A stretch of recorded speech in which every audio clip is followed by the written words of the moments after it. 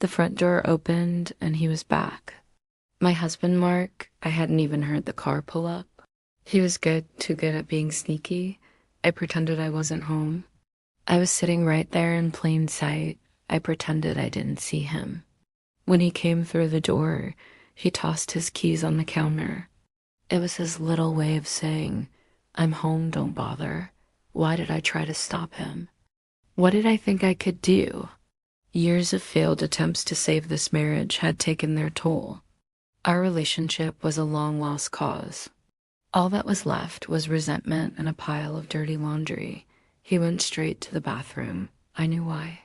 He always went straight to the bathroom. His stash was hidden in the medicine cabinet, a secret he thought only existed in his mind.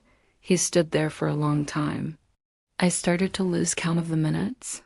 Finally, he emerged, buttoned up his shirt, and walked out. He looked different somehow. I couldn't place it. I didn't really look. How could I not have noticed that? Before he left this morning, he'd shoved something under his jacket, something he hadn't done before. Was it some new trick, or was it just that he was going somewhere nice tonight and didn't want me to know? Where was he going? Who was he going with? Why did I even care?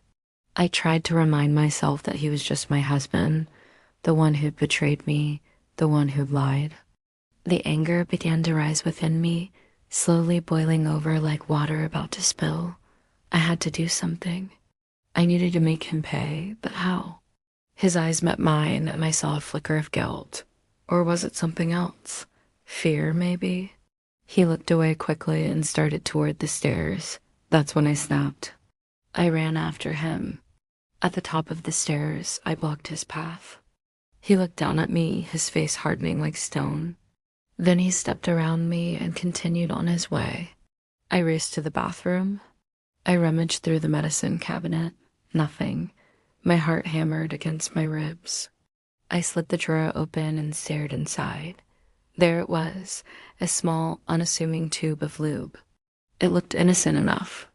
I slipped it into my pocket and walked out. I drove to the hardware store. Industrial super glue, that's what I needed. I bought 2 tubes, one to replace the one in the glove compartment, one to keep for later. I got into my husband's car and found the tube of personal lubricant in the glove compartment. I didn't say a word.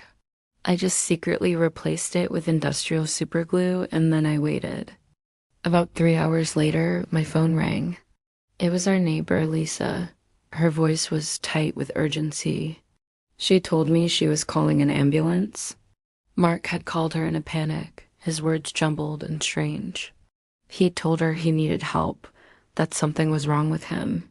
He sounded scared. Lisa ended the call abruptly.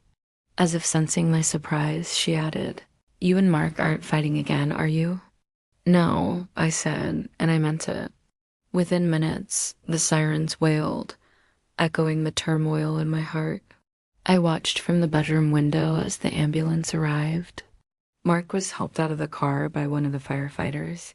His face was pale, his eyes wide with fear. I couldn't help but feel a sense of satisfaction mixed with concern. Had I gone too far?